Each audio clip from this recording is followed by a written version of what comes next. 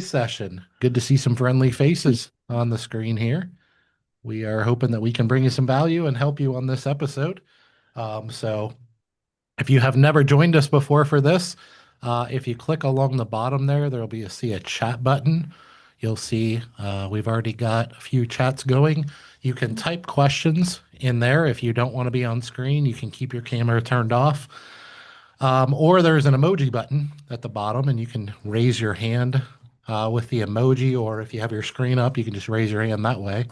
If you have questions and you want to be on screen, um, so there's a few different ways to do this. Just so you know, this is being recorded, but we do not release this to the public. It is only released to our community members page. So as long as you are a community member, you can go back and watch. I think we're probably approaching 2 years now, Carla. Oh yeah. Approaching 2 years, maybe over, of monthly Q&As. So if you are a community member and you missed those live streams before, you can go back to those and watch the recordings. Obviously, you can't ask questions because the live stream already happened, but you can watch those recordings. There's a lot of good information on there. And on those, Carla also does a really good job of kind of tagging and noting different subjects that are talked about and questions that are asked and things like that. So I think you can see those along that as well, right, Well, Carla? also, yeah. So there's a list of the topics that are covered in each one, and then also in our searchable video library for members. If you have a topic that you want to know more about, you can just type in, like, if you're interested in delivery, type delivery, and it will literally pull up all of our videos, whether they be podcast, members Q&A, anything that where we talk about delivery, and it will list those videos with their links and stuff Yeah, and she for you. does a good job of So, keeping up on that. And that searchable library, that searchable video library, is part of the members only portion of the community as well. So a lot of people don't know those things exist, and they are really nice tools. We've been creating content for, gosh, 5, 6, 7 years now, mhm. quite a bit of it. And so if you go search in our video library, there's a lot of me talking, whether you want to hear it or not. Ooh, we should share with them, since this is only members, about a new thing we're going to be releasing once Dave gets on his final edits. No pressure, Dave. No blame. Sorry, I've been a little busy coaching. My coaching just exploded. So I've been very, very busy. Thanks, So Carla. you're welcome. So we've been working actually on an AI coach bot, Yep. is the best way to describe it. That's just going to be for our members, but you've seen our AI chat bots or whatever we've talked about with Laundra Boost, where you can ask it any question. But basically, we have trained a chat bot on everything, all of our podcast episodes, Dave's book we used, our pickup and delivery handbook, all kinds of stuff. We've used all kinds of stuff to train this chatbot, and then Dave is doing the final tweaks on the answers. But it will basically allow you as a member to go in and type in a question. And it answers as if it were Dave. Mhm. Obviously, it's not the same as a coaching call, that personalized, but it does basically pull from everything that we've done, Yeah. and that he's done, and what he said in the past about that topic, if that makes sense. So anyway, it's Yeah. going to Yeah. be a new thing that we're adding just for our members. Yep. So I'm excited to get it up and hear your all's feedback on it. Yeah. We've worked pretty hard on it. And it's not just the generic information that you get from a YouTube channel or whatever. It's the deep dive stuff. Like she said, it's our pickup and delivery workbook, which, if you've been to our workshop, is 150 pages long. Mhm. It's every word of that, everything we teach you in the workshop, all of the members Q&As, a lot of information from our coaching calls, not the intimate stuff. But yeah, it's been a labor of love, but hopefully I'll get that done in the next few weeks. Yeah. So a And little that'll be on the teaser membership of community. a new feature to come to our members. Yep. So Yep.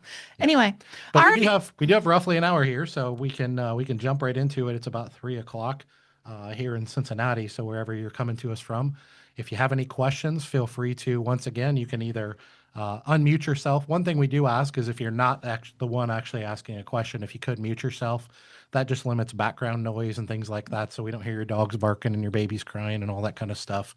But if you have questions, you can put them in the chat, or I'm just going to let Carla ramble about our new grandbaby, because that is her world right now. I'm not going to be that grandma. Maybe. she's All she's right. in love again. Yes. So what do y'all want to talk about today? Yeah. Does How anybody are have you any guys? questions that are at the top of your mind? Yep. If you don't ask questions, I'm just going to start talking about laundromats. So Better bring something to the table. Oh, Brandon, I see you Steph's got unmuted. notes going. He's Yeah, ready. Oh yeah. I have a ton of questions, but I've been in those coaching calls with Dave, so I feel like Yes. all the stuff that I really want to ask is very specific to me and my needs around Sure. layouts and leases. So I'm Yeah. probably gonna save it for that. Okay. No problem at all. If you have something you're comfortable asking in this environment, what we try to do over the course of an hour depends on how many people show up.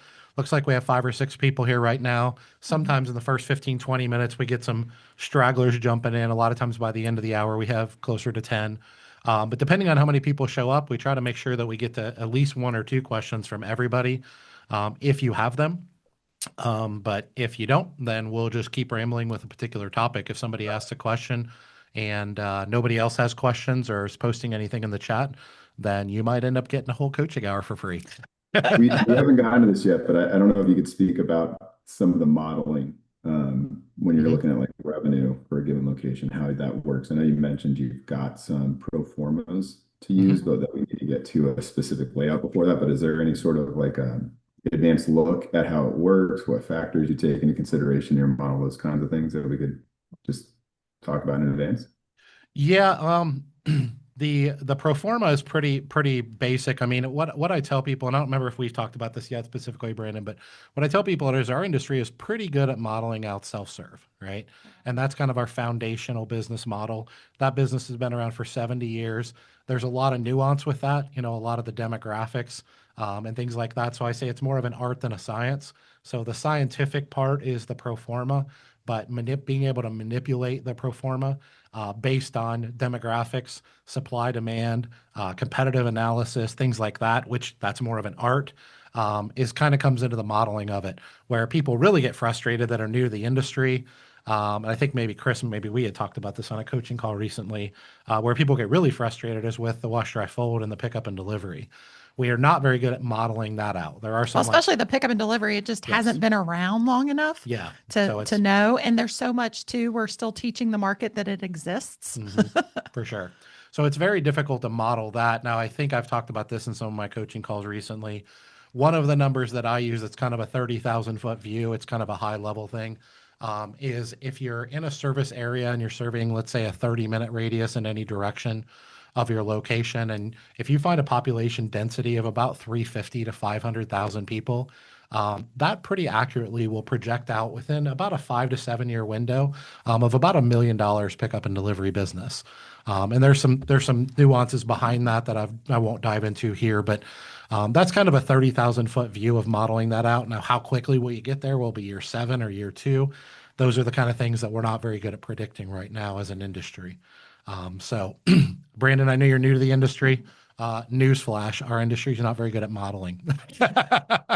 And I know that's you're a numbers guy. You like all that stuff. Mhm. Yeah, I think I probably told you this on our first call. Our industry is going to frustrate the tar out of you because, like I said, self-serve, we're pretty good at modeling that. Mm. Pickup and delivery and drop off and dry cleaning and all the ancillary services, not so much. Not a very accurate thing. Yeah. Yeah, and you have shared that. I think the other thing I was curious about, because we kind of started picking at this, is I'm going to start with a couple locations that we're trying to open, and we've talked Hmm. about how processing space is a big deal, right? You've got the one store of 3,000 square feet of processing space, but I think your other stores don't have any. So as we're going and we start opening multiple locations, like should we expect that they all need processing space? Should we maybe adjust our proportional share of processing space per store? Because I don't know if we're going to want to have delivery vans going everywhere all the Hmm. time, right? Or would it make more sense to centralize that as we go?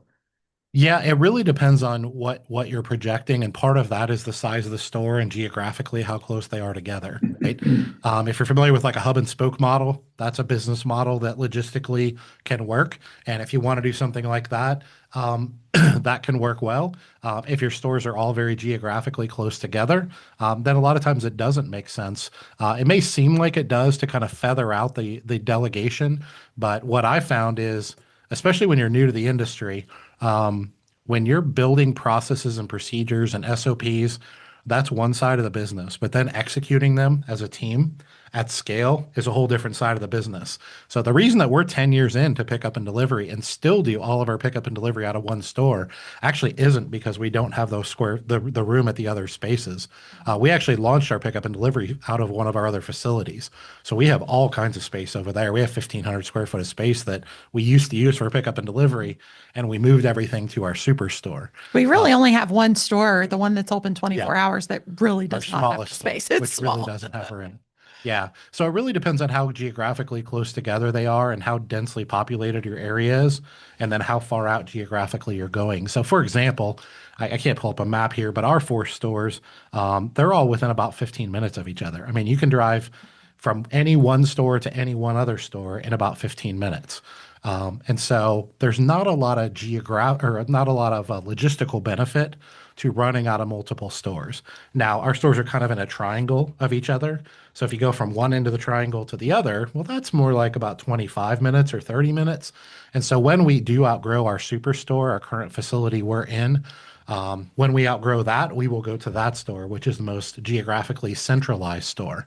But we'll probably we really don't anticipate between market size of, our market size of what we service is about 600,000 people.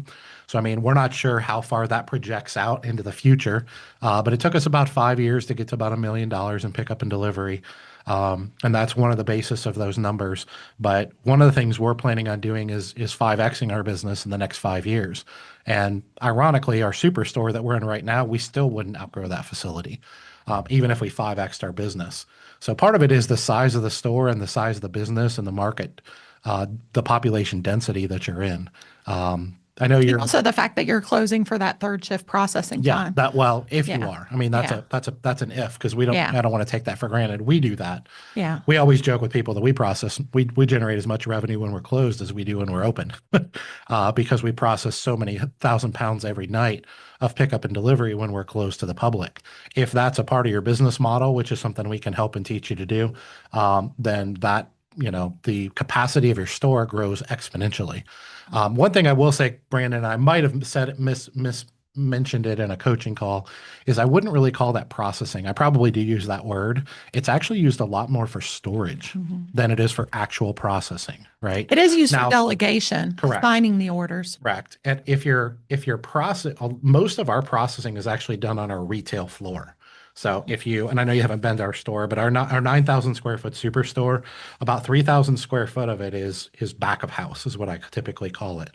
When I say processing, that's not really a fair picture, because we process everything out in the store. We just store it in the back of house, if that makes sense. Because if we don't we only process about 10 to 15% of our processing during the day, when we're open to the public. The rest of it is processed overnight when we're closed to the public. So when But we're you'll closed to see, the I know you're public, coming in November, so you're going to see Yeah. all of this in person. you'll see it in person. So I mean, once again, it's kind of semantics, but once you've attended the workshop, it kind of makes a little bit more sense. It's really more for storage than it is for processing. And the reason I say that is when people think of processing, excuse me, a lot of times they think of OPL equipment and separate folding tables and et cetera, and that's not the case. We're actually, the idea is we're using the back of house for storage and delegation, which we'll show you in the workshop too. And the retail area, the common area of the store where customers come in and do laundry, that's where we process 100% of All the of it. laundry. We There's no process there. actual machines, like There's no laundry machines the in our back in of that house. 3,000. Correct. And could there ever come a day where we need to do something like that because we get more into commercial and we have hotel accounts and specialized chemical injection? I mean, that could happen, but we're not there yet, 15 years in. So once again, might feel a little bit more like semantics, but there is a difference in those two things. And I might have used the word processing when I probably shouldn't have. But yeah, delegation on the front end of things, and then the storage on the back end of things is more what we use that back of house for. Part of why we don't have to use it for actual processing is because we close down and do Yes. most of our processing third shift. So we don't have to worry about stealing the equipment from our self-serve customers. We do run a second shift processing, and then our attendants do some wash, dry, fold during the day, but it's not substantial enough to where it's basically taking away the machines from our self-serve business. Yeah. So while it's open, there is plenty of machinery available for our self-serve. And then once it closes down, it becomes like a factory, and all the processing happens in that 6,000 square feet of retail space. But all the setup for that happened in the 3,000, which would be like our drivers dropping off all the laundry, the laundry bags, all the orders getting assigned to who's going to process them that night. After they're processed, they get on specific racks based on which truck they're going on to, which route they're going on. So it's more of the logistics of it is done in that back room and the storage of it, but the actual processing of the laundry happens out on the floor. And that makes that's sense. kind of our goal with these facilities are expensive, right? The equipment's expensive, the bulkheads and all that is expensive. And so the concept between our business model is we're trying to optimize that equipment, right? We don't More turns per day. That's right. If a turn on a washer does 28 minutes as an example, and there's 24 hours in a day, then in theory we could process thousands and thousands and thousands of pounds every day if we could keep that equipment turning. So it's never made a lot of sense to us to have retail equipment for the self-serve public that does, let's say, 3 to 5 turns a day, and then have back of house OPL equipment that also does 3 to 5 turns a day. It's like, well, why would we do that, right? And we're not saying that somebody does that is wrong. That just has never made a lot of sense to us because the infrastructure and the equipment is so expensive. So Well, where we're located too, we don't have we're in the suburbs of Cincinnati. We're not in an area that's going to do, 8 to 10 turns per day of self-serve. We don't have that kind of self-serve demand in our market. So that's part of it too, is if we were open 24 hours for self-serve, our machines wouldn't even be utilized that much overnight. It actually makes more sense. We get more turns per day shutting down to self-serve and then doing the processing overnight. So to answer your question, Brand, I know you're like moving real fast with multiple locations and things like that. The answer, unfortunately, is kind of, it depends, right? What is our, and we're not very good at this, full disclosure, what is our projected pounds per day, right? Or revenue? You could do it however way you want. What is that projected to be based on the population density of my market? If it's 2 million people, if it's 200,000 people, et cetera. And do I foresee outgrowing? You don't have a 9,000 square foot facility, right? With 3,000 square foot of storage. So, I mean, we believe we can generate about $5 million in pickup and delivery out of our current facility.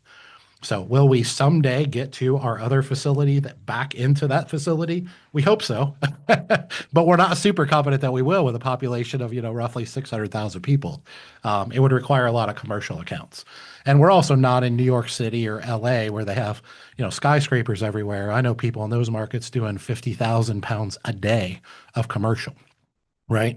That doesn't exist in Cincinnati either. So part of that is your population density and things like that and how you're projecting that out. But if you plan on doing pickup and delivery at scale, which is the key words there, out of that facility, then you're going to want about 1/3 of that space for storage and what I call back of house.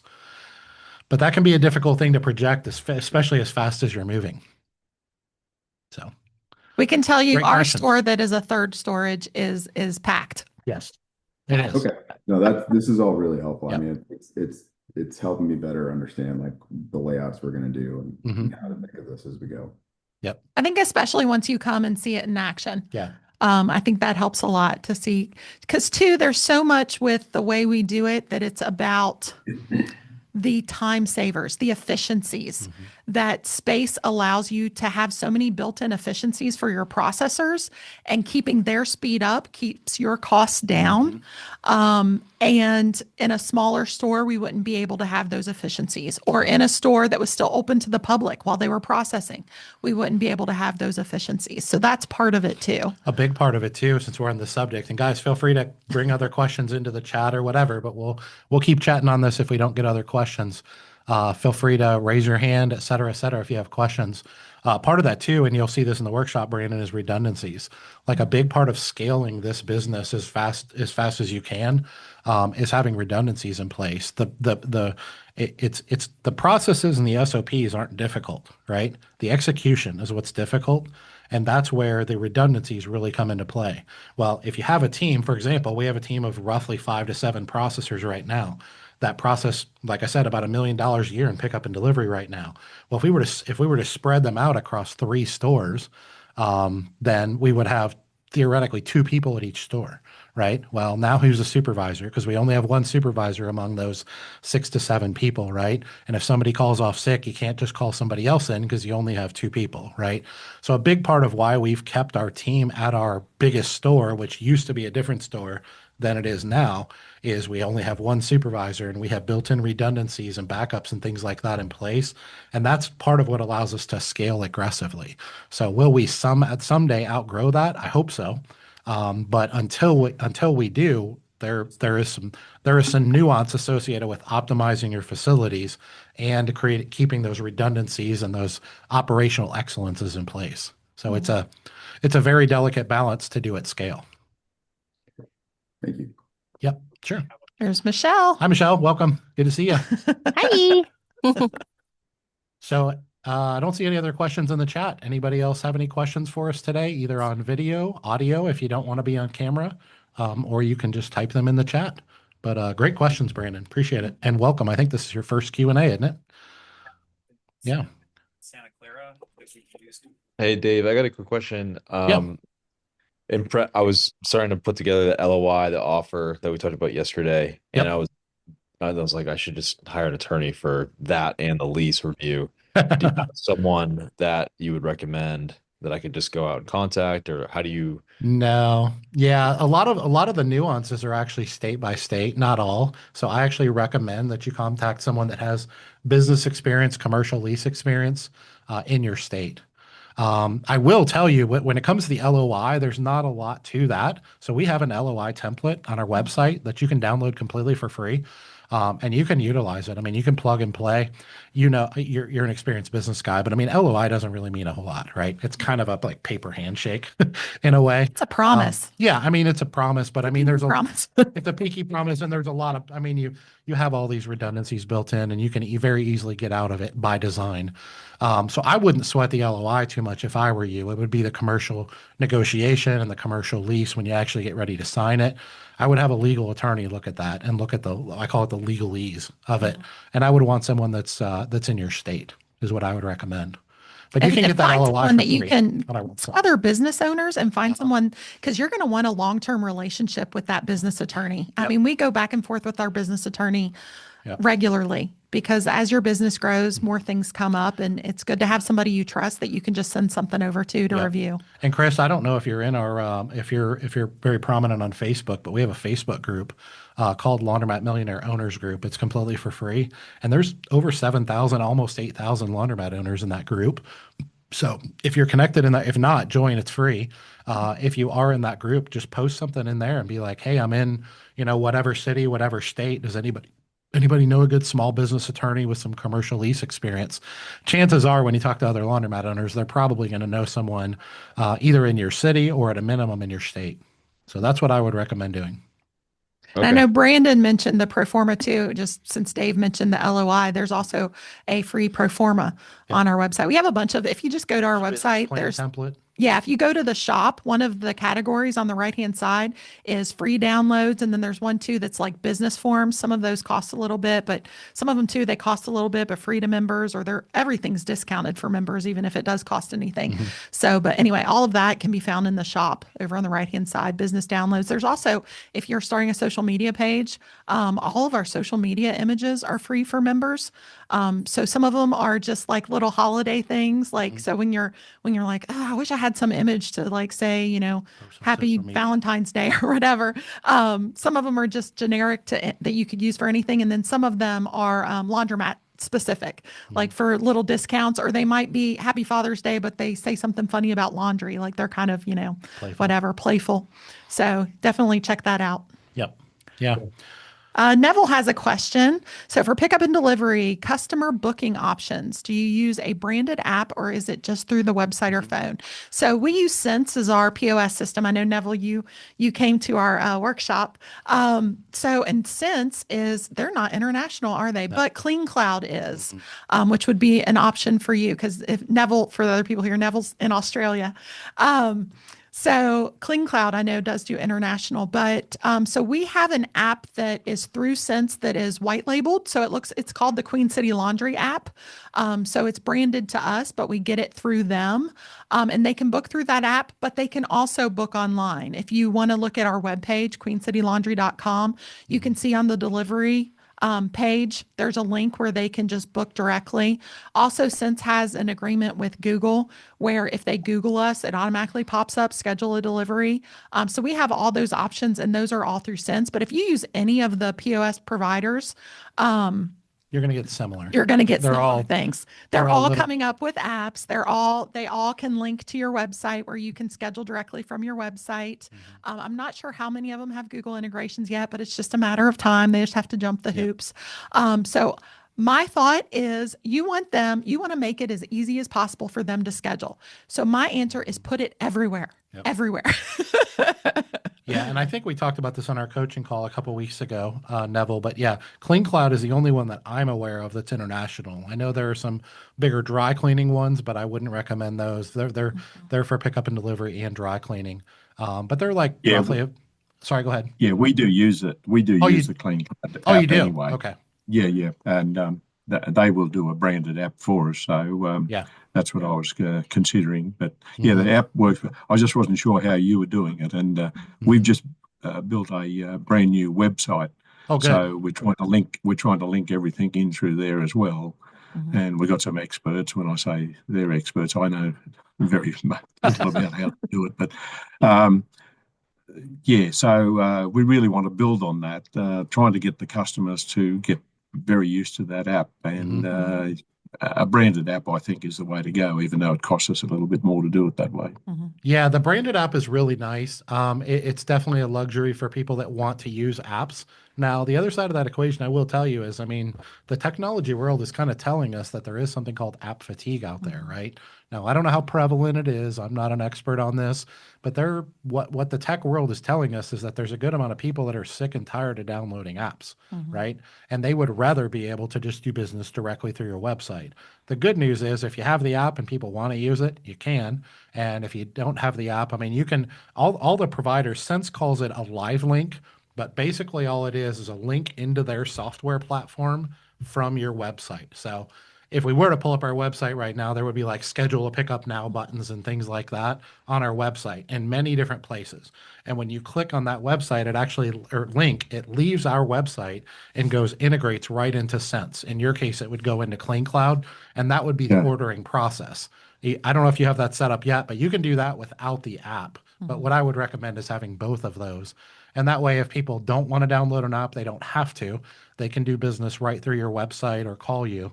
But it is very nice to have a website. There's definitely a lot of people that are very happy that we have a white labeled website. Another thing is we've run into, at least in our market, is it's nice to have a phone number where it's usually some of the older people that don't want to deal with the computer at all, and they just want to call and tell you all their preferences and schedule it, is also having that phone number. And I know when you came to the thing, we talked about how we use, it's called Reception HQ. They're a call center to field all those calls. And then now we also we've just switched to Laundry Boost has an AI call center where it literally can go in and schedule those pickups, but the person gets to talk to someone. So having that as an option too, like I said before, the more options, the better, because you don't want to limit any customer from using your service because of some part they don't like, we don't want to download an app or we don't want to get on the computer. Like, give them every option out there. You don't want there to be any barrier to entry for them to schedule a pickup for you. What you mentioned before about resistance to apps, we've started to see that too, especially with we use Dexter Pay, and we've had a drop off on that. And when we've asked the question, people are reluctant to be putting their credit card on an app, and not everybody, but we're probably a couple of % of people are resisting that, and so it's not growing that business. There's a lot so of that's people. why I was interested in that's why I was interested in using like a store card. I think I see you use a store card with the Laundry I think Works. people I think we might even be give that a try, because I think that at least then they know they're not putting their bank details out on the web. That people just got some resistance to it at the moment. There's definitely some people that do, and Carla's exactly right. Our attitude is we'll take your money however you'll give it to us. The same thing is about communicating with us. However you want to communicate with us, we're fine with that. I mean, do we want everybody calling us? Well, no. And the good news is a lot of the, younger generations, they're anti-call. Like you could call them, but they won't pick up the phone. Our daughter, we'll call her and be like, "How are you doing?" And she'll be like, she'll text you us back. I'll just I'm fine. switch it to my cell phone. And we're just like, we just called you. Yeah, then we only have 30 minutes for lunch because we have another Beyond Words meeting. Got it. Okay. Yeah, I see Brandon's got a question here. Brandon, if you want to unmute yourself, you can too. That's fine. Or if you just want me to address it. So Brandon's question here in the chat, guys, is could we talk about the value of auto dosing systems and memberships? Unless I'm misunderstanding the question, those are two very different questions, by the way. Yeah. What have you seen work versus not? What do you expect to happen in the industry as the industry evolves? So first on auto dosing. I'm not sure what you're aware of and what you're not aware of, but if you're referring to like the auto dosing on the machines for self-serve that like we're using in our store for hydro, I believe that that's the future of our industry. Now, I've been wrong before. I could be wrong again. I believe it's the future of our industry. Our industry continues to evolve to a new level of what we call customer experience. And what I see and what we try to mimic is the best operators in our industry all over the world are trying to up their game when it comes to the customer experience. Relatively, they are charging accordingly for it, right? So we don't provide a higher level of experience for free. We charge a higher level of experience and we charge for it. Sometimes it's in our base pricing. Sometimes it's in our cycle modifiers. In this case, you can do it both ways. The Tide laundromat stores that are out there franchising, they have a similar technology with auto dosing, and it just they market. It's not a cycle modifier that's built into their price. So I don't know how they charge, but they don't even have soap trays on their machines. Meaning, if you walk into a Tide franchise store, you can't bring your own soap and install it and put it in the machine. That you don't have the ability to do it. You have to use their detergents. But their detergents are all Procter & Gamble, P&G, Tide, Gain, et cetera, Downy, but they're included in the price. Now, obviously, they're baking that into the cake, so they're probably charging $2 or $3 more per machine or whatever. That's one way to do it. I'm not a big fan of that. I'm a big fan of what I call optionality, giving the customer the option or choice of a better experience and charging a cycle modifier for that. That's what we're doing with the Hydro Perfect Pour in our store. So we have the soap trays in our stores. If somebody wants to come in and pour in their own homemade detergent right into the machine, they can do that. If they want to bring Downy or Tide or whatever, they can do that too. And if they want to buy the products that we sell through our auto dosing system, they can do that too. And there's a cycle modifier and upcharge for those things. And we've had a couple podcasts on kind of the limited results we've had so far, and our machines kind of holding us back a little bit with our controls. We just released one in from September from the Clean Show, and an interview we did with Hydro, and it really goes into which machines are currently compatible and to what degree they're compatible. So if you're looking at auto dosing, that's probably an important episode to catch. Yeah, and we did that from the Clean Show floor. So go check that out. It just came out like maybe a month ago, probably. Yeah, it was one of the ones in September. Yeah. The third week of September. As like a segue into the topic of memberships, one of the things I've been thinking about as we look ahead to opening stores and offering memberships is that the idea of like maybe free soap could be a perk of being a member and a way to get them to, and that would use the auto dosing system. Have you seen anybody do anything like that yet? And if not, what has worked for memberships? Yeah. The truth is we don't know. Like as an industry, do you even know anybody that's doing memberships yet? I know it's a hot topic that people want to look into. Yeah. But there are people doing there are people doing memberships for pickup and delivery. I'm not familiar with the models they're using. A lot of them are kind of antiquated and backdooring software and stuff because a lot of the softwares don't really support the membership aspect yet. I know Sense, which is the platform we use, they just rolled out a huge membership platform, or portion of their platform at the Clean Show. We usually beta or alpha test everything for Sense. This is the first thing we told them we'd rather not. We'd rather other people beta and alpha test this for them, and we're kind of we don't usually sit back, but we're kind of sitting back because our pickup and delivery business is pretty robust. Our customers are pretty comfortable with it. And we have we have the recurring service and the discounted for recurring and things like, so we have some membership-ish type of features built into our pricing and platform that work pretty well and motivate people to do what we want them to do. So the answer is our industry is very intrigued by memberships. Subscriptions is another word that's thrown around a lot, but we're intrigued by them mainly because our sister industry, the car wash industry, right? It has just taken their multiples through the roof and everything else. And everybody in the industry wants to try to tap into that, fountain of youth or not fountain of youth. What's the word Fountain I'm of looking for? revenue. Fountain of revenue. Yeah, money tree, if you will. But the truth is, with the car wash industry, if you know anything about tunnel washers, I mean, they can sell you a membership and you can drive through and wash your car every day and they still make money, right? With the memberships. Well, most people don't wash your car every day. Pretty simple model. Unlimited car washes. They put a sticker on your car. The sticker isn't transferable to other cars. Laundry is a completely different game because I can sell you a card or a membership or whatever. Well, how do I know you're not bringing your neighbor's laundry in? How do I know you're not running your own pickup and delivery service, type of thing? So the truth is, I think that our industry will figure a few things out over the next 5 to 10 years, is my guess when it comes to pickup and delivery memberships. But that's a different animal because everybody has different volumes and you have to price according to volumes. So I see this being kind of a tiered approach. I always call it like an Olympic model. They got the bronze level and the silver level and the gold level, and each of them have a certain price point associated with how many pounds you get for free each month.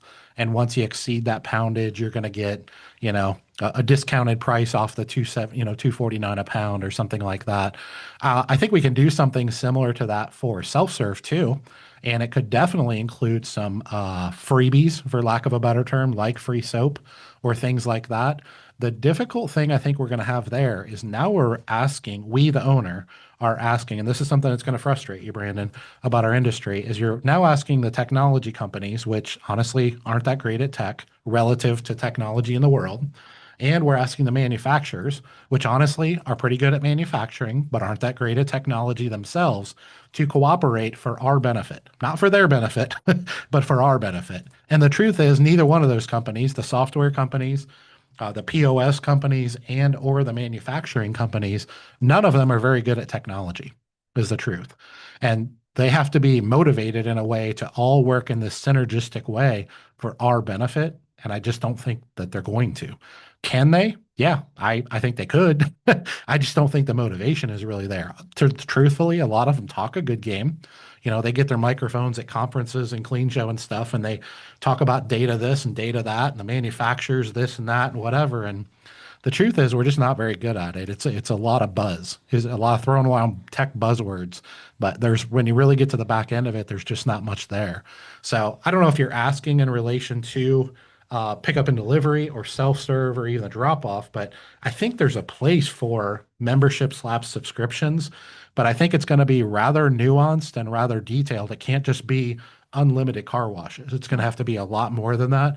And we're going to have to track this, and we're going to have to be able to get around me bringing my sister's laundry in with me and those type of things.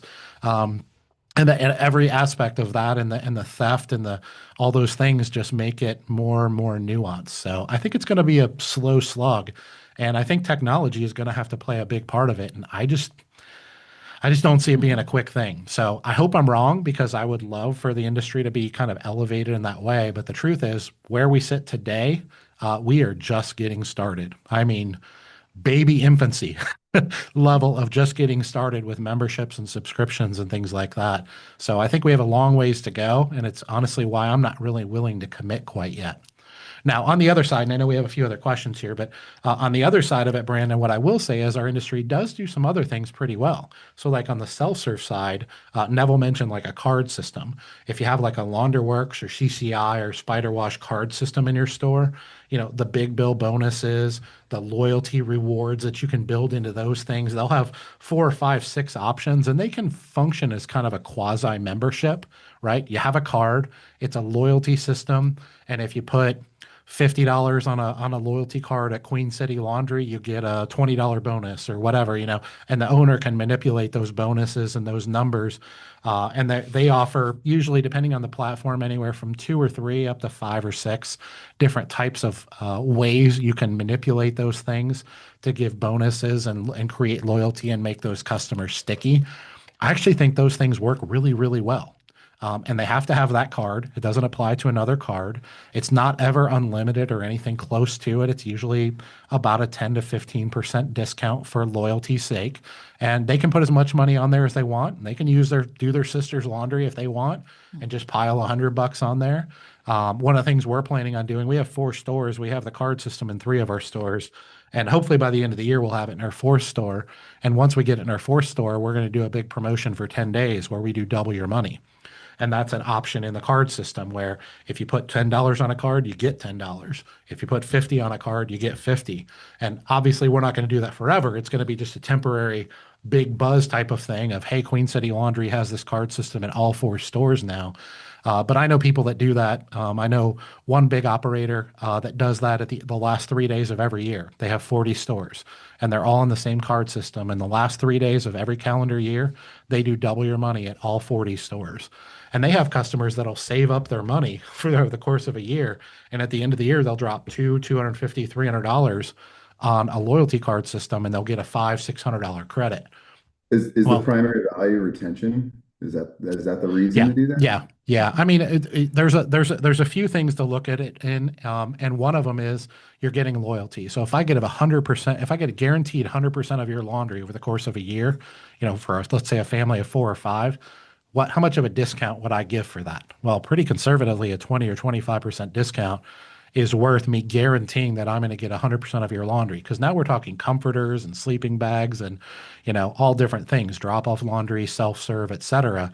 And then the other thing is if we look at the gift card world, which doesn't directly translate to laundry cards, but it is similar.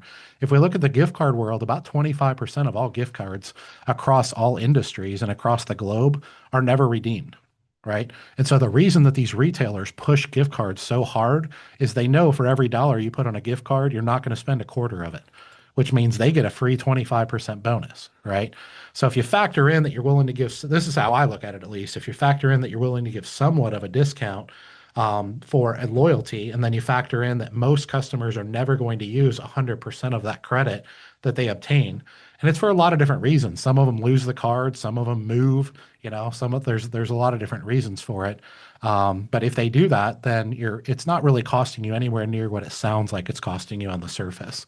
But the reason I bring up those like big bill bonuses, double your money, things like that, is because self-serve wise, these loyalty card systems and the apps that correspond with them do a pretty good job of kind of mimicking some of the benefits of loyalty card systems and things like that.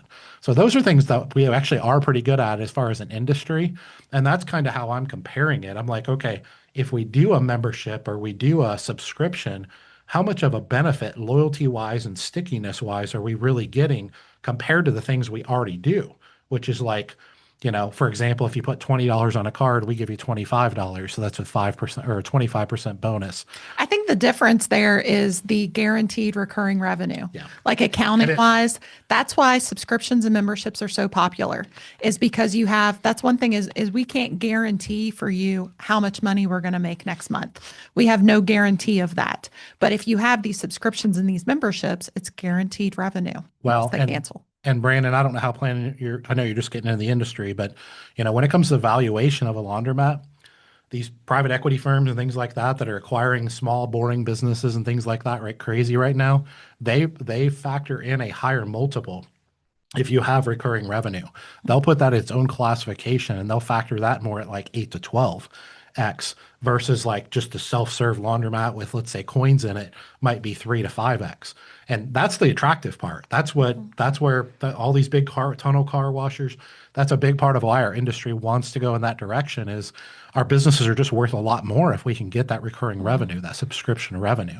But how can we do it where we're profitable and we don't end up working at a loss? Yeah. And that's the tricky nuanced part is our industry is just, just unique enough in a lot of ways to not be able to mimic a lot of other businesses. If we And that's could what we have to be tag all careful. their clothes, like they tag our car going through the tunnel wash, we will wash only your clothes that have your We tag. will wash your purple sweatshirt once a week, but nobody else.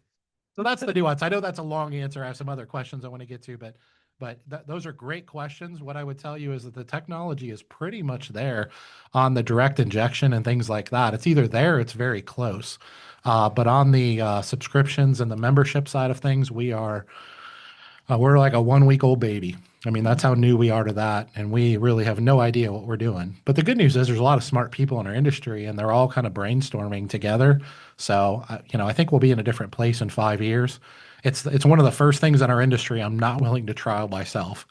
Well, and two, customers don't like change. I mean, we have a pretty We have mature a pickup and very delivery substantial operation, business. and we don't want to try stuff on them and lose then stuff. take it away. Like you just don't want to do that. Yeah, to we your have a substantial business, and not a lot of people do in the pickup and delivery world. In the self-serve world, they do, but like I said, we have to kind of have that down to a science. Yeah, Michelle said hire Craig. Yeah, Michelle, does Craig need a third job?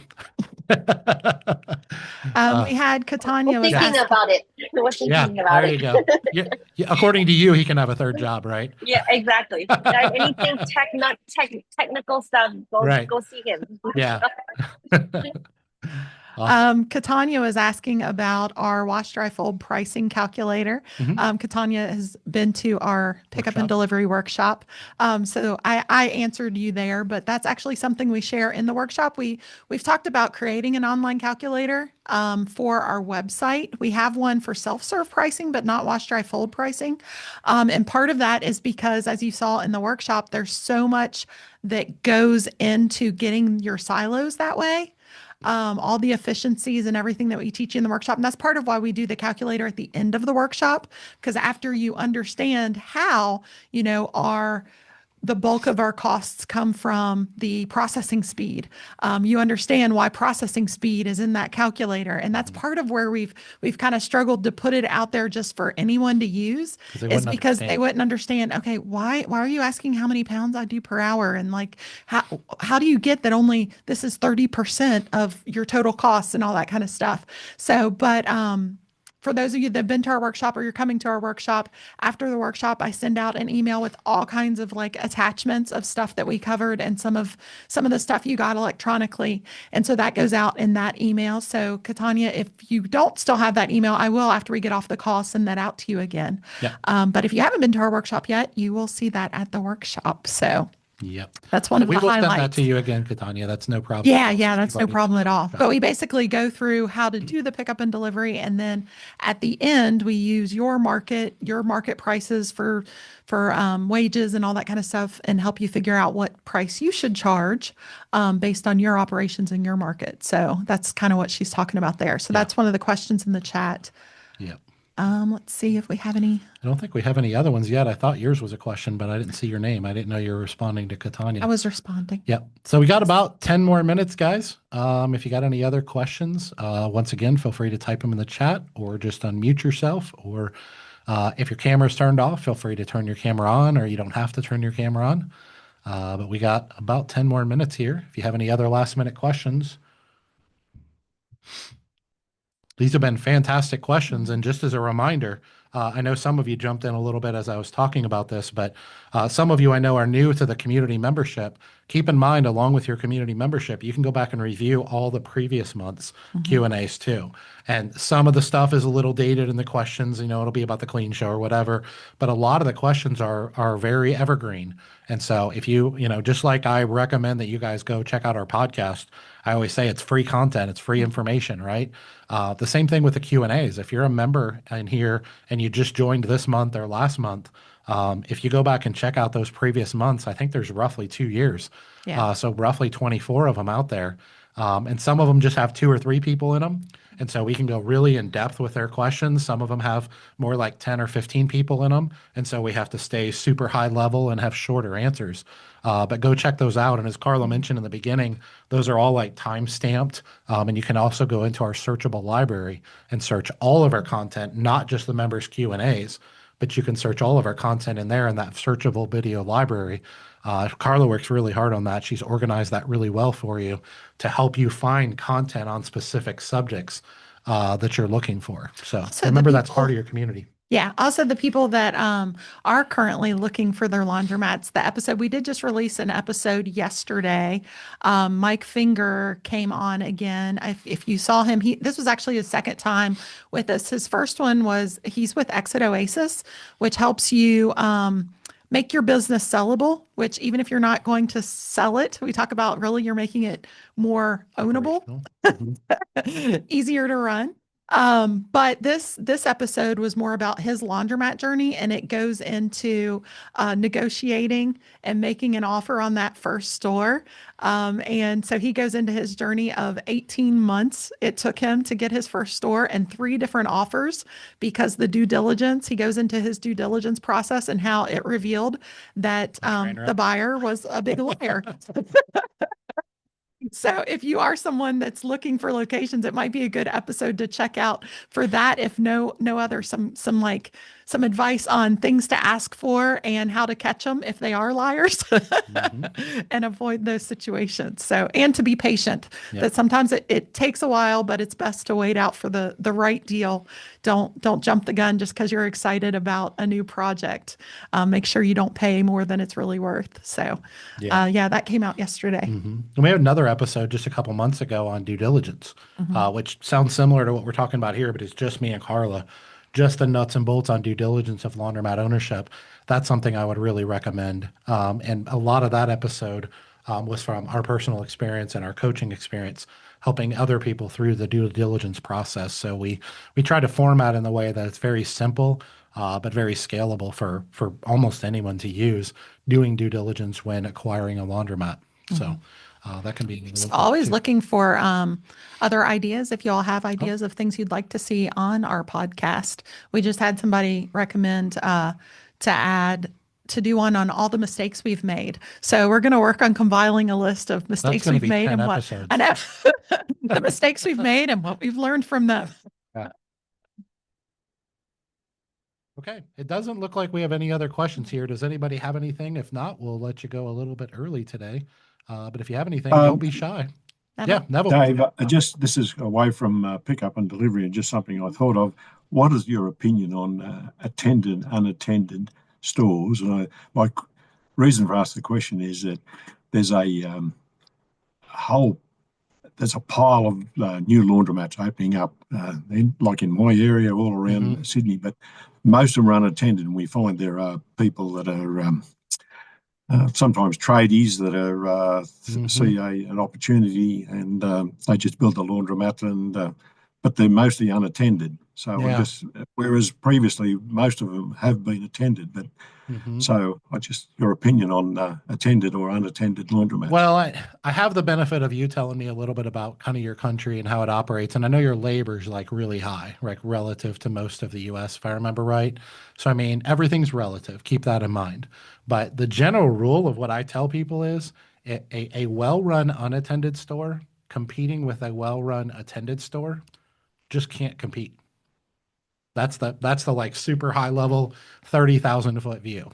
Now, obviously, there are attended laundromats that are not well run, and there are unattended laundromats that are very well run with great technology and innovation, and those can compete. So I'm not here to tell you that an unattended store can't be successful, but what I am telling you is all things being equal, if everybody's operating on their A game, the one thing an unattended store cannot be is an attended store. You can have all the technology in the world, and honestly, nothing replaces a human being in your store, showing empathy, being an expert, and immediately addressing a problem. So if you don't know my story, Neville, we started with unattended 24-hour stores out of necessity because we didn't have the money. And that was what we bought. That was how they were ran.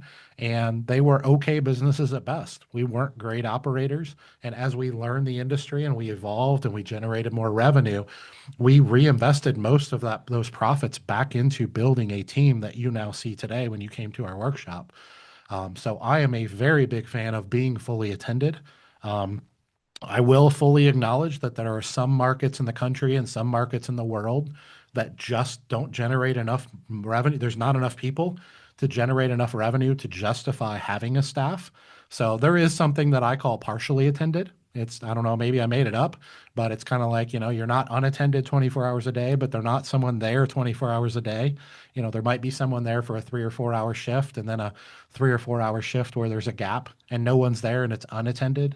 And then might be another 3 or 4 hour shift in the evening where someone is there. I think that can be a really good middle ground. And we kind of evolved from unattended to partially attended to eventually fully attended.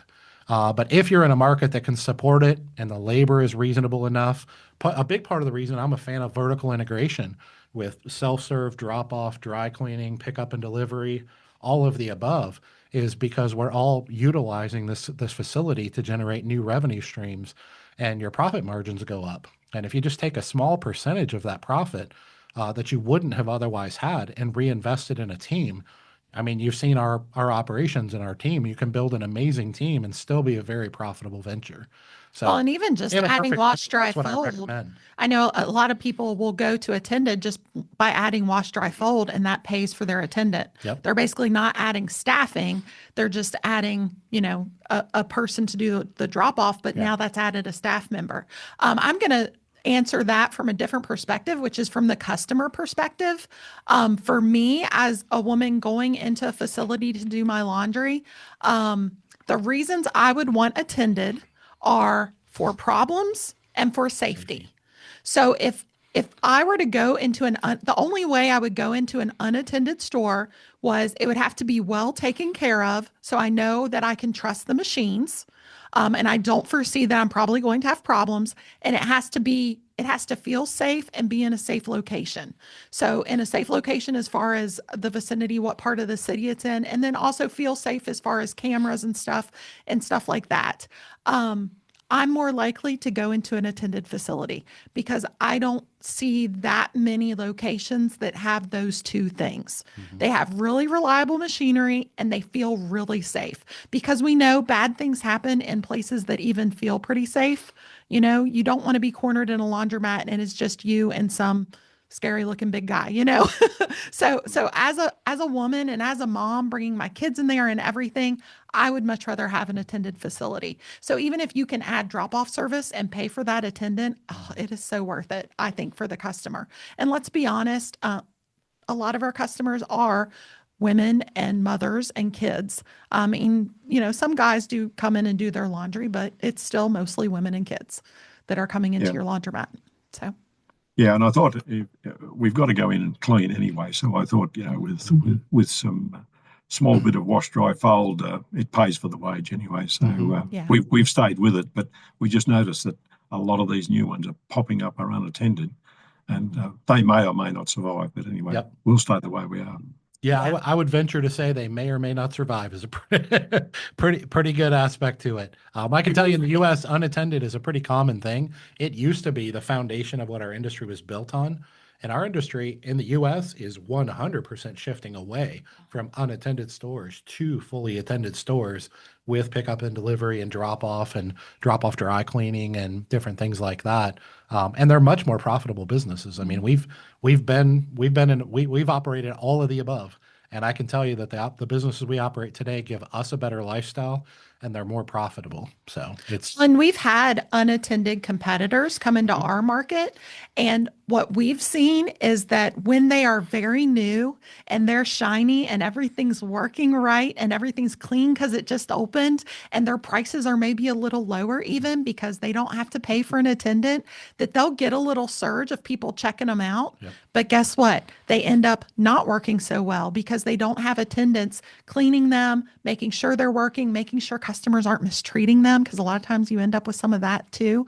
I mean, we've seen brand new, beautiful stores, and then a year later, they are rundown stores with graffiti in them and all kinds of stuff. And it's all because they just didn't pay for an attendant. Yep. They look 7 or 8 years old. Those people come back to us. Yep. It's very true. But once again, if anybody's listening to this in the future, don't get offended. We are very well aware that there are some markets in the country, more rural areas, smaller towns, town of 10,000 people type of thing, where being fully attended is just not a viable business model. Economically, the numbers just don't math. You can't even pull in enough wash, dry, fold to cover the attendant salary. I totally understand that. Totally respect that. I have coached people in that environment. There are certain aspects to it, but people that are in more like Neville's market that are just thinking they're outsmarting the system, I would question whether they're going to be successful or not. They're playing the short game. Yeah, they really are. And if you play the long game, you're usually going to end up doing okay, which I know is what you're doing, Neville. So, all right, guys, I think we got to all the questions today, which we don't always do. So thank you for the great questions. We appreciate you guys being here today. Did we miss any, Carla? I don't think I we think did. we got everything. Okay, awesome. It was great having you guys. And just a reminder, we do this every month. So we'll be doing this again in November and December. And hey, Craig, and we look forward to seeing you guys next month. So check your email. Carla sends that out to you all. You only get that, so we don't publish that publicly. So make sure you check your email. And if you have any questions, what is it? They can go right to the membership page, Carla. Yeah, And if they'll you see go to the date the and time membership, there. the memberships page, members videos has a link to it, and there's several links under the members pages to Yep. these. So Yep. Awesome. Katanya, we'll get Carla to send that over to Yes. you pretty quickly here. All right, guys, have a good day. We'll see you next month. Bye. Take care. bye. Bye, Michelle and Craig. See you, Brandon.